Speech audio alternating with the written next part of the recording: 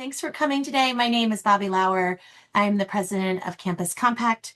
We're thrilled to have you with us today for this session that we've titled Degrees and Skills, a Unified Framework for Regional Equity and Anchor Mission Success.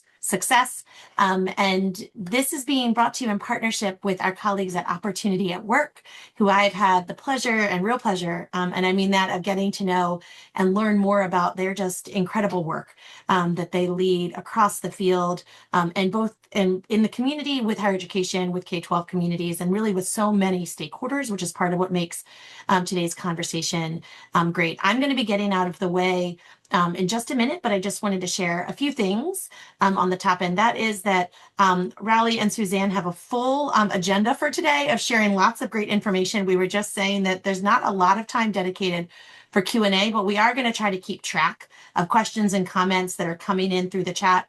So feel free to please use that functionality that you have on your end if you have a question or just a comment that you wanted to share, and we'll keep track of those. And towards the end of the conversation, try to level up or share anything that's coming down the pipe. We also will be sharing the recording, and then any resources that come out of today, we'll make sure we get back in your hands. And with that, I want to turn it over and just also frame that this is a really important conversation for us. And as we shared kind of in the overview of the event, because we know that all of this work is intersectional, how we're thinking about supporting members of our community through community engagement, while simultaneously supporting our students who are coming through our doors to seek degrees, is the unique role that community engagement plays.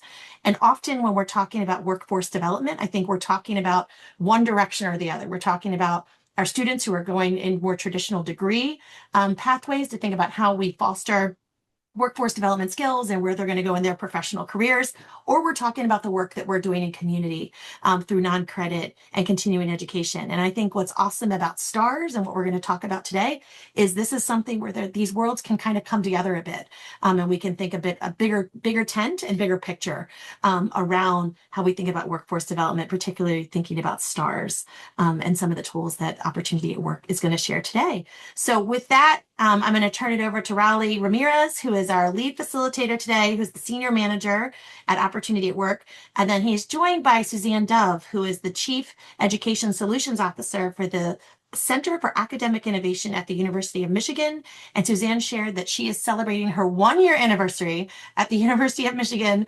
And so is relatively new to that community, but I was sharing with her that we have been so proud to be a longtime partner of the University of Michigan, and in particular with the Ginsberg Center there, and value so much of the work that they do and how they contribute to civic and community engagement across the country. So with that, I will turn it over to my colleagues and step into the background. Awesome. Thank you, Bobby. Thank you so much for the warm introduction. Let me go ahead here and share my screen. All right. So good afternoon, everyone. Really appreciate you guys taking the time to be here with us. As Bobby mentioned, I'm Riley Ramirez. I'm the Senior Manager of Market Development at Opportunity at Work. And we are a national nonprofit with a mission to rewire the labor market so that all Americans can work, learn, and earn to their full potential. Today, I'm excited to introduce you all to the Skills First hiring movement through a couple of frameworks that we've helped develop, and share how your institutions can tap into them to foster regional equity and support your anchor missions. Go on to the next slide. At its core, our goal today is to help your organizations bridge the gap between the impact of your learners and alumni in your communities and that untapped potential of your communities themselves.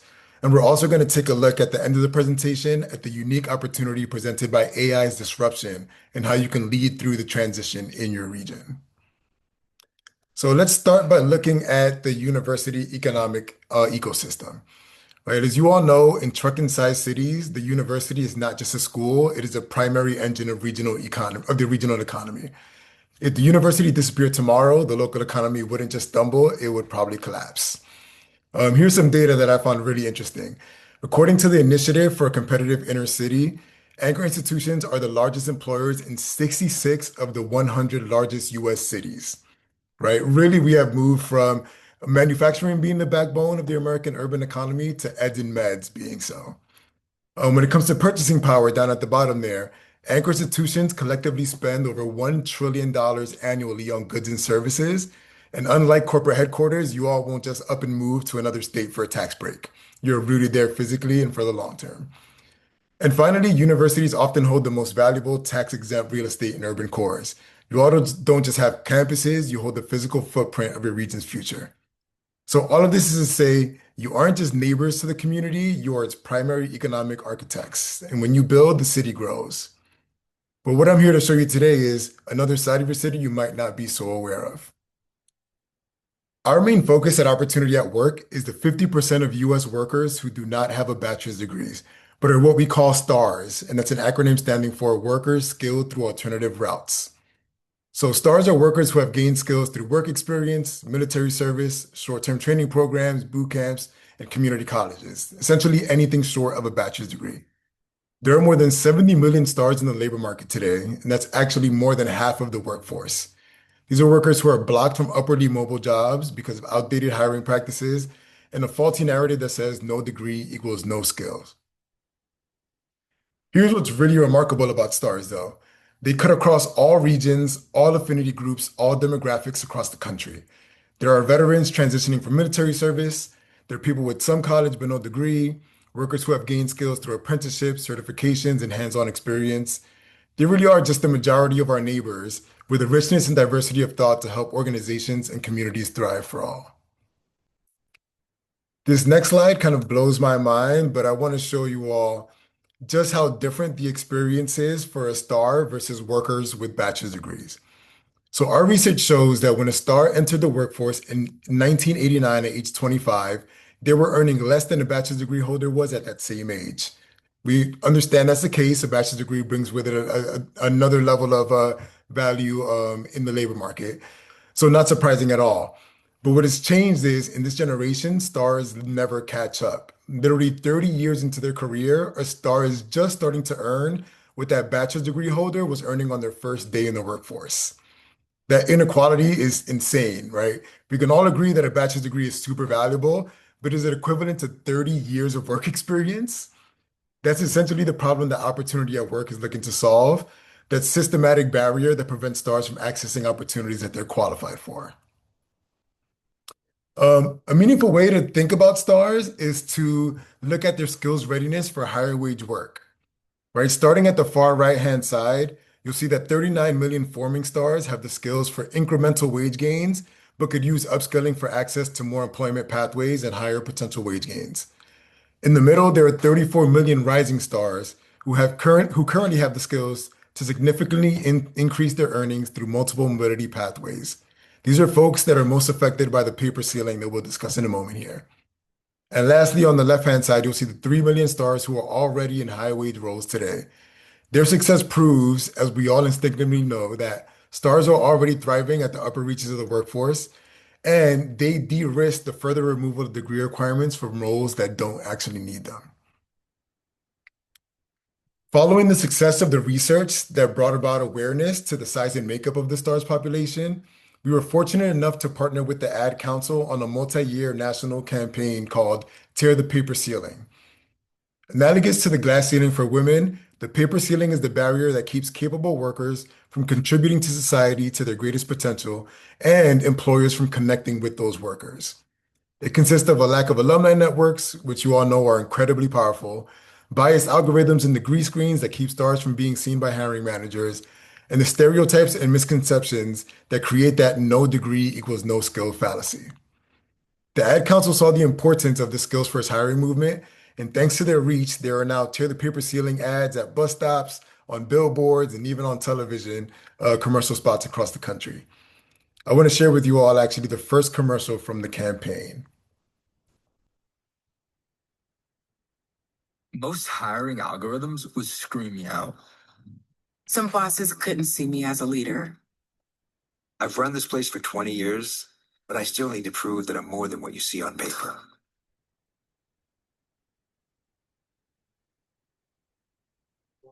I've been running code as long as I've been using keyboard. This is what I do. It's second nature for me, coordinating 100 details at The way once. my mind works, I have a very mechanical brain. I sold them on my skills. See something. My magic is Analytics example. That's how I get clients. You have the confidence in yourself to show up and defy the odds.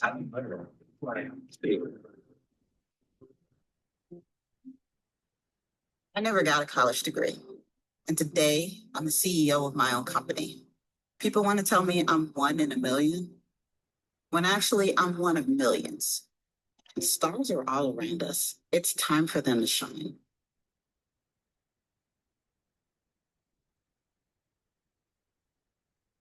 That line always gets to me. People want to say that I'm one of millions, but actually I'm one, or one in a million, but actually I'm one of millions. And I hope you were able to hear the audio on that properly. So Tear the Paper Ceiling is the campaign we have with the Ad Council. And moving along, I actually just want to show you how mobility happens locally. This is another level of the research that we do at Opportunity at Work. It's really showing how people experience work. Our research has found that 95% of workers live and work in the same or neighboring counties. 73% live and work in the same county, 22% directly work in the county neighboring their own. You can see the distribution across the country here, but the main takeaway is that economic mobility happens within regions, right? With your institutions being the economic engines for your areas, your intentional institutional presence can create pathways to the middle class for everyone in your zip code, and not just those who can afford the tuition. Another way to measure the progress here of the skills first hiring movement is through the public sector. In these divisive times, as you all know, skills first hiring is one of those rare issues that's bringing Americans together across political lines. 32 states have now dropped degree requirements, unlocking over 741,000 good jobs for stars. This is real momentum that's cutting across sectors and industries. The public sector is leading by example, and ideally, your universities can co-opt that leadership to foster skills-first ecosystems where all forms of human capital are recognized. By removing degree requirements for a role where a degree isn't necessary, just like your local governments are, the university validates the lived experience and technical training of its local community. So you might be asking yourself, what does the STAR population look like in my area? And we have a tool for that. Starsight.org is a completely free data visualization tool that allows you to explore the breakdown of stars across every state and major metropolitan area in the country. You can see exactly where stars are, what they look like, what jobs they can access tomorrow if employers remove degree requirements. And I really encourage you to check it out because when you see the data for your own markets, it's crystal clear that there's quite a bit of talent just in your backyard. We really just need to recognize it, activate it, elevate it for employers. And I think for the university, it gives you opportunity to really serve the entire community. The QR code here will give you easy access. And again, it's completely free. You can sign in with your LinkedIn account. At this point, I'd like to pass it over to Suzanne to show you a little bit of what her work looks like engaging local communities, but beyond U of M's traditional student body. So, Suzanne, I'm going to pass it over to you. Thanks so much, Rowley. It's good to be here with all of you today. So as Bobby said at the outset, I am the Chief Education Solutions Officer at the Center for Academic Innovation.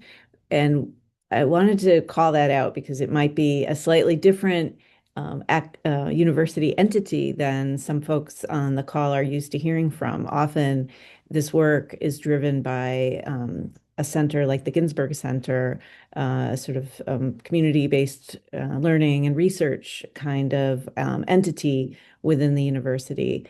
And our center is different. We steward Michigan Online, which I'll talk about in just a moment. Michigan Online is really the destination for all of the online offerings from the University of Michigan that serve both our students, staff, and faculty on campus and serve over 12 million learners all around the world.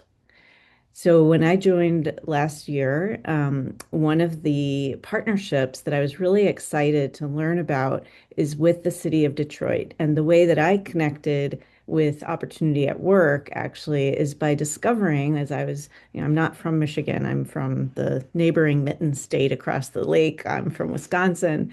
I was looking into learning a little bit more about my new home and discovered an opportunity at work white paper from a year or so ago that it taught me or introduced me to the concept of stars. And it pointed out that the Detroit metro region has one of the largest stars populations in the country. And I really became interested in thinking about in the external partnerships work that I'm doing, how could I tap into that network? How could I find ways that perhaps Michigan Online was maybe already working with stars, or if not yet, how could we do more of that? So if you don't mind advancing to the next slide.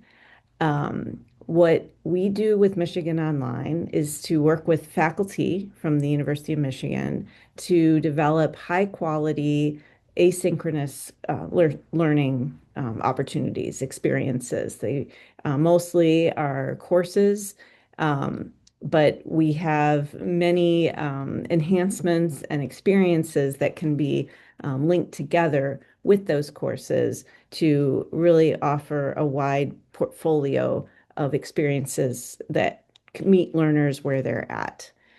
And so what I wanted to talk about and share with you all are just a couple of examples of ways that we are working with community-based organizations to provide flexible online learning that also provides a sense of community and brings learners together around a shared topic. We have, as I said, a couple of examples, um, which I can talk about maybe in the next slide if you could advance. So we've worked for several years now with the City of Detroit and the University of Michigan Center for Innovation, which is located in downtown Detroit. As if you haven't been to Detroit, you may not know, but the University of Michigan is actually housed in Ann Arbor, which is probably about 20-ish miles away from downtown Detroit. Don't quote me on that number because I've never actually looked it up, but we're not super close. The proximity is not necessarily there. And that's why I think partnering with an organization, or in this case, a pair of organizations right in the heart of the city is really important. It shows how our university is extending out. We're not expecting everyone to come to us, but we are reaching out to where people are located. Furthermore, the online nature of the academic content that we can provide, being that it's digital, is really accessible across wherever people may live in the Detroit area in this case. So we, in this partnership, we focus on delivering workforce aligned learning at no cost. It's covered through some grant programs, but it's at no cost to adult residents of the city of Detroit. And we've, as I said, been at this now for several years before I started in the role. And the outcomes that we're achieving are really striking. So I want to point to a couple of those things. 97% of the learners that we've served in this program report that they've met the goals that they set out to meet at the start of the program. 100% of them would recommend the experience to others in their community. And I think this last statistic is super important, that over 90% reported an increase in confidence in their ability to learn new skills. And that, I think, is something to underline. If, as Rowley was noting earlier, if the systems are really not set up to foster career growth and pathways and opportunities for stars, it's easy to imagine that people may begin to experience self-limiting beliefs about their ability to engage in academic content that they need to learn new skills. All of us, no matter what level of education we have, now more than ever, need to be able to access high quality learning so that we can continue to sharpen and enhance and bring up to date our technology skills, for example, or our abilities to lead teams in geographically dispersed settings. But if you've been sent the message that you don't really deserve to have access or that you're not capable of completing that academic work at a university level, you may think that you can't do it. So the fact that this program has helped people really increase their confidence, I think, is a great testament to the program.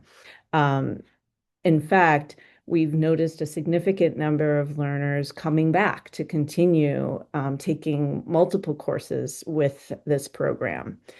The couple of sort of ingredients for success that I'll point out, we've really found that when we see the biggest engagement by our learners, it's when the program or the course that they're taking is relevant to the workforce. So we tend to see strong uptake, for example, on technical skills. We have several Python programming courses, data science courses.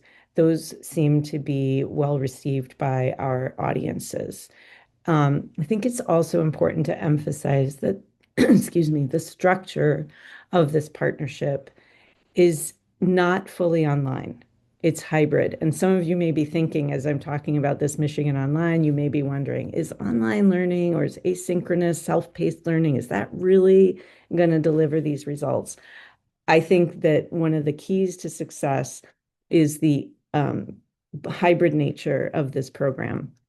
I went to the graduation event for one of the programs that we held last fall and talked with a gentleman who was saying, it was the exact blend that he was looking for. He had the space to take and the flexibility to take some of the coursework and work on the content and watch videos and do practice problems on his own time at home in a flexible manner. And he went once or twice a week in person to a class session that wasn't about a faculty member lecturing to him. It was facilitated. And so it was sort of a flipped classroom model. Many of you probably know that term. He had done some pre-work, some homework, worked through some problem sets, perhaps run into some questions or difficulties, and then he would go in person. And he talked about how that sense of accountability and sense of community that was being created over those multiple weeks of in-person high touch really was the perfect combination or delivery modality that enabled him to make his way successfully through a really rigorous 5-course Python series. So just again, want to emphasize the relevance and the community aspect as being really key to success here. I guess we can go to the next slide, Rowley, and really talk about what's next. What are we doing now? Where do we go from here?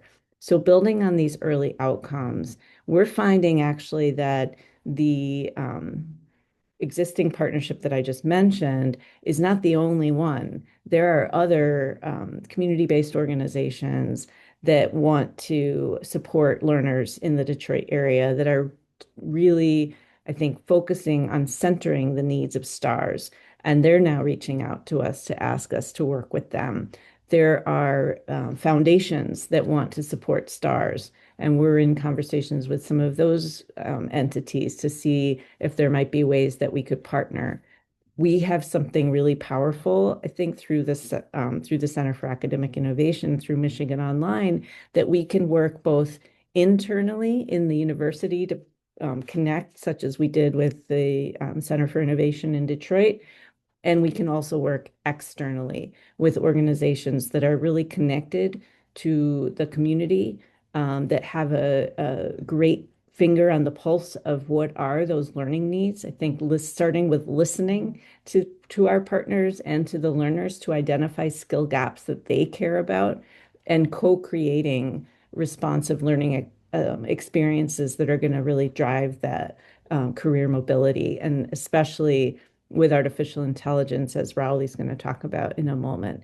So We're really delighted to be able to share our story in this webinar, and I can't see any of you, but I'm more than happy to answer questions that may come in through the chat.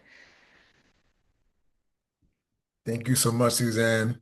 Really appreciate, sharing, hearing about the work that you're doing, and also just that last piece around actually listening to your community partners and what are the needs from their own words. That's part of kind of the star empowerment um, kind of pillar that's a part of our work, right? We need to listen to folks that through their lived experience, they can help co-design other solutions that are most impactful for them. So thank you so much. And as Suzanne mentioned there, now we're going to share a little bit about everybody's favorite topic today, AI. There's not a, partnership conversation or external conversation I have that doesn't somehow touch on AI these days. I want to share just some very recent research that Opportunity at Work has released alongside the Brookings Institute. So last month, we released a report called How AI May Reshape Career Pathways to Better Jobs. And even though it's right in the title around career pathways, the conversation around the report has mostly focused on how AI may affect individual occupations, which of course matters. It's sexy headlines for reporters saying which jobs are going to go away because of AI. But really, the crux of the research was around how jobs are connected through the skills that workers build on the job and carry into future roles. That is the pathway creation to higher wages. And those pathways are not a fixed ladder, right? They're a broader network of possible moves through the labor market. And giving you a bit of insight into the way that we think about pathways and opportunity at work, we describe some occupations as origin roles, kind of those lower wage entry level roles, some as destination roles, which are those high wage kind of, end roles, shining star roles that I described earlier. And then in the middle, the gateway roles that connect those two. Gateway occupations matter because they sit centrally in that network. They connect both to the lower wage jobs and those higher wage opportunities. So when AI reshapes a gateway role, it is not only changing the job in the middle, it also weakens the routes that workers take to move up and the pipelines that employers use to find experienced talent. So one example here is customer service representatives. That occupation has an observed exposure level to AI of about 70%. So there are about 2 million workers in that role today. And of course, they're going to be impacted through this work. But it also matters because customer service jobs sit on important pathways. They're the next step for folks coming from receptionist and info clerk roles, right? And they're a talent pipeline for those higher wage roles you can see here, like software developers, management analysis, analysts, et cetera. And this is why gateway disruption matters so much. There are over 14 million stars currently in those gateway occupations that are significantly exposed to AI. And if we don't get this right, workers may be stranded in those lower wage roles, and employers may lose key pipelines of experienced talent for higher ones. But if we do get it right, AI could help strengthen pathways by supporting learning, easing transitions, and expanding access to higher wage work. And I believe that universities are going to play a big role in this transition. So giving you an example or a visual to show you what the exposure actually looks like. Most of the conversation today has focused on the risk that AI poses for college-educated workers, right? Especially recent graduates entering the labor market, as some entry-level knowledge work roles really are coming under pressure. And that makes sense. Again, the headlines, the folks who are writing these stories. But generative AI is unusual in its potential impact on knowledge work. And college graduates have been insulated from these kind of disruptions in the past. Now they're actually going to be more impacted by it. But one thing that we want to highlight here is that 43% of workers in highly exposed roles to AI are stars. There's nearly 16 million stars working in roles that are highly exposed. And that matters because not all workers will be equally able to absorb that disruption or navigate an involuntary wage loss. Recent research on adaptive capacity looks at workers' ability to weather displacement based on factors such as financial resources, age, geography, and transferability of skills. So by those measures, stars are not only highly exposed, but also more vulnerable in their ability to navigate these kinds of transitions. So this is not just a story about exposure, it's also a story about who can realistically absorb the shock of AI. Looking a little bit deeper, as I touched on earlier about labor markets being fundamentally local, these shocks are going to be experienced most practically in regions, right? As I mentioned, 73% of workers live and work in the same county. And despite globalization and the rise of remote work, labor markets remain deeply local, and the impact that AI has on pathways will be felt locally. So they need local solutions. It's important to understand how pathways are functioning within particular regions, where breaks may be emerging, and how local actors might adjust. But that also means that regions have real agency. They can invest in the systems, the partnerships, training strategies that help workers and employers navigate these shifts more successfully. And again, universities have a central role to play in this. This is not just workforce development in the abstract.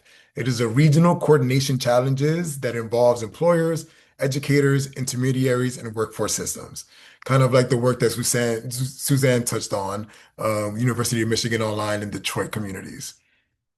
The local variation also matters because AI exposure is not evenly distributed. Some regions will feel these pressures much more sharply than others, and depends on what kind of jobs are available in their regions and the pathways that workers rely on most. So, of course, this brings up a huge set of questions, as AI does every time it comes up in conversation. But here are some of the ones that we think are most important to zone in on or home in on as we look towards the future here.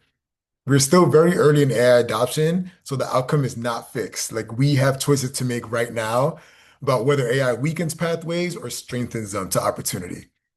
AI exposure can sound negative, but it's really an agnostic term, right? It doesn't say whether AI will displace workers or support them. Adoption could take the form of automation, where workers are cut out and opportunity erodes, but it could also take the form of augmentation, where workers are able to do more, learn faster, and move more easily through pathways.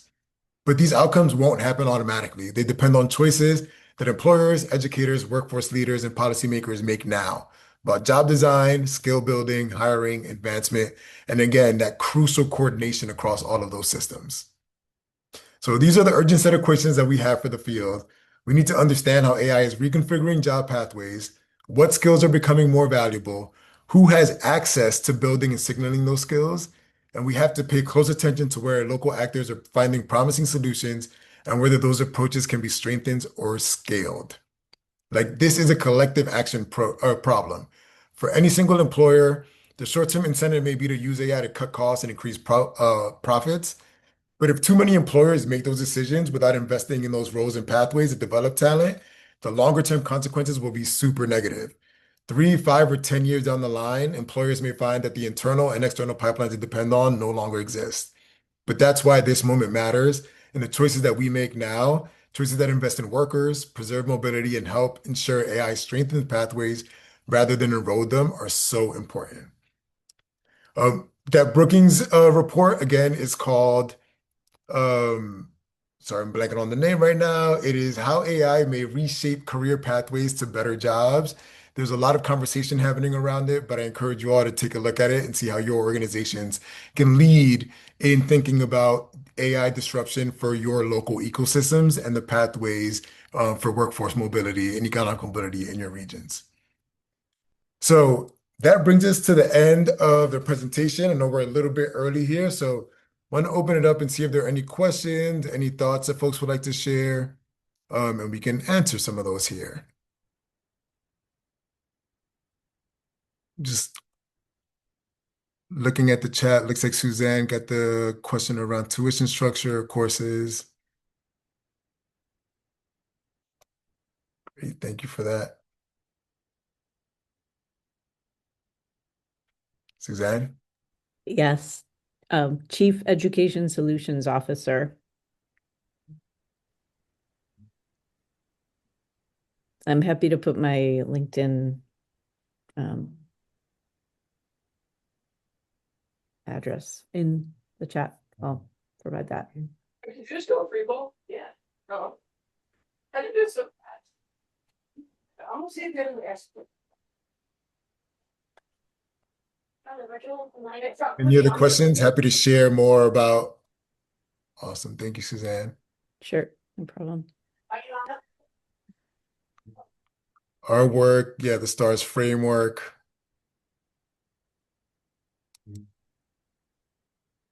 I think just to reinforce the point you made, Rowley, about AI, so many of the conversations that my team and I are having right now with employers have to do with upskilling around generative AI.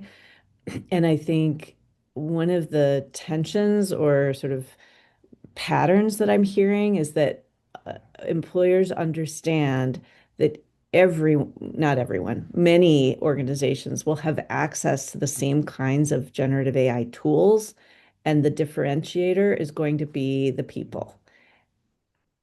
The differentiator is going to be the ability to attract and retain the best talent and use people's creativity and humanity in order to be able to really stand out and achieve business outcomes. So I do hear a lot of employers wanting to invest in helping their teams learn how to use generative AI successfully. I love that, Suzanne. That's completely right. One thing that I've heard recently is one of the top skills that workers are going to need in the future are management skills. And it's around managing the tools that we'll be using in the future, specifically AI, the same way that one would manage, actual direct reports, right? And more entry level junior folks beneath them. So um, those skills are very much, in development, and folks are figuring out what are the ones that are going to be most important and how to train for those skills specifically.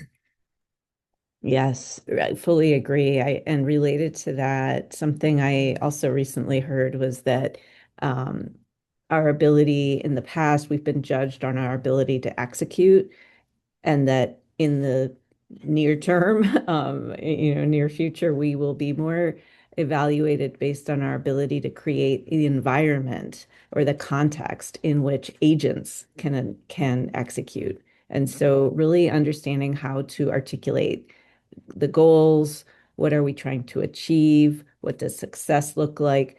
And so, yeah, being able to communicate that in a clear way and then evaluate output critically. So having that professional judgment or discernment, I think is going to be also really important.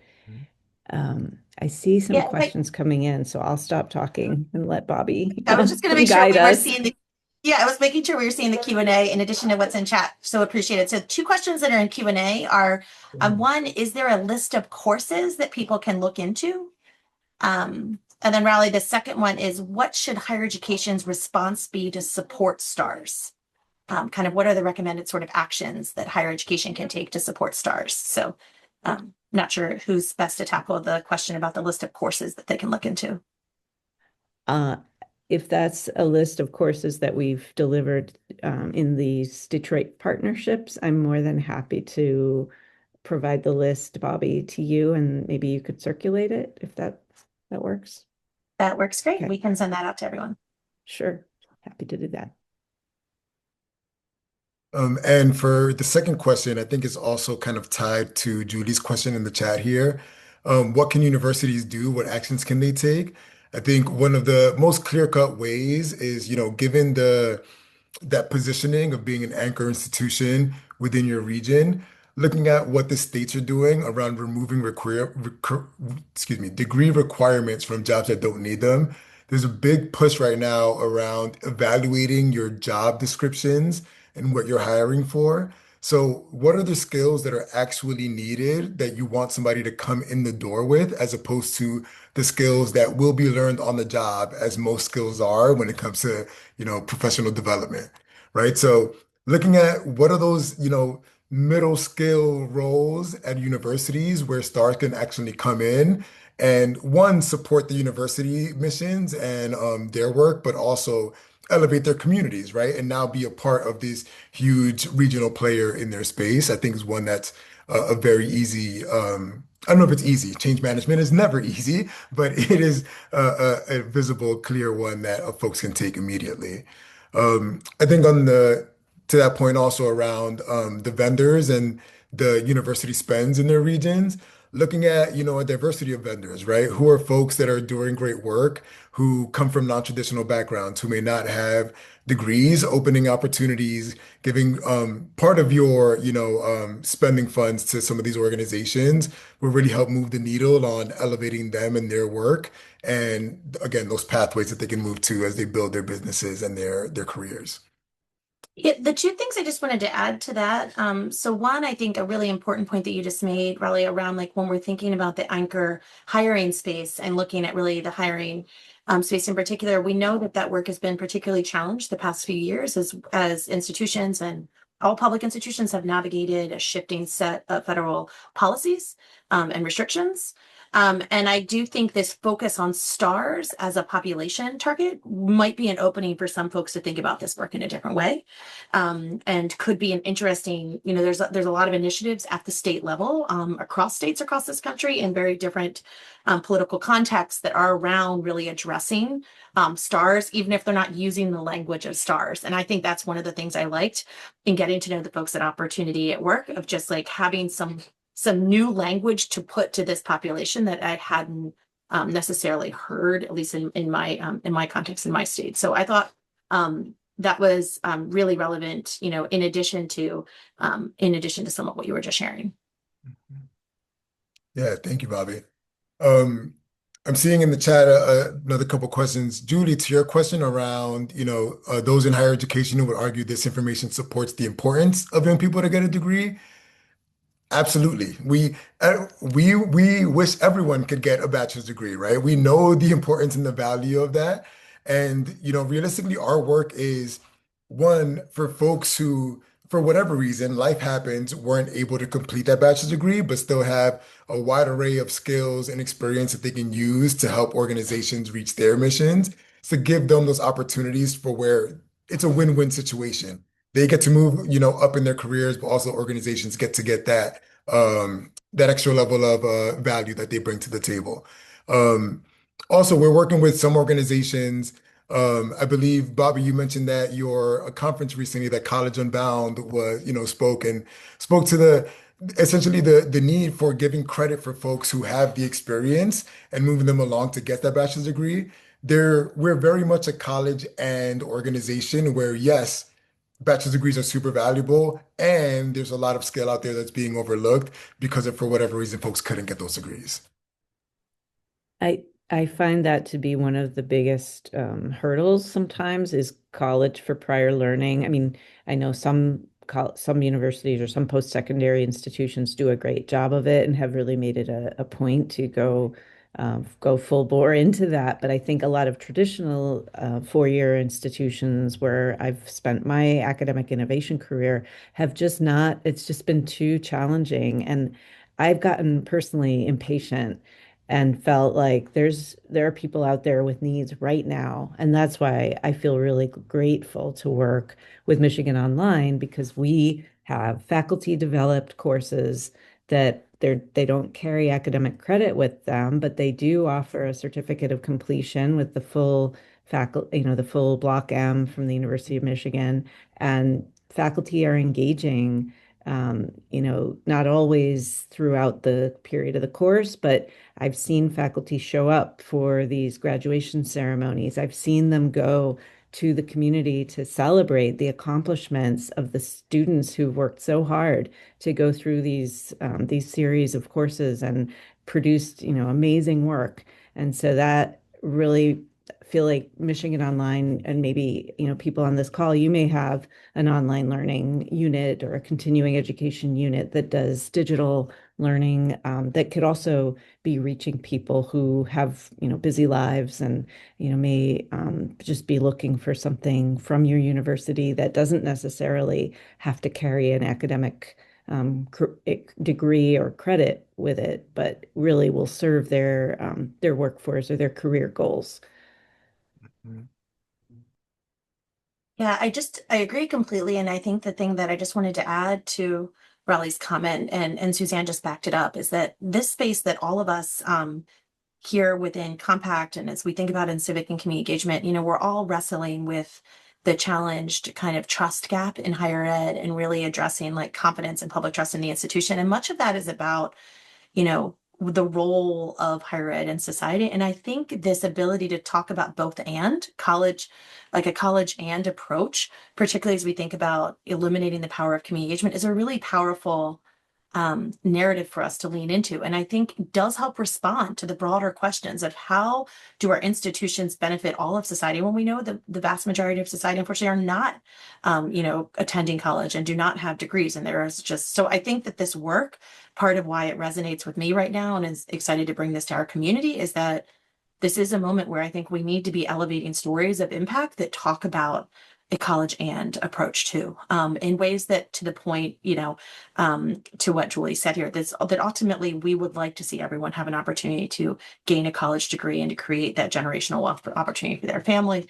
But that, we have to be honest about where there are challenges along the way and meeting people where they are. Yeah.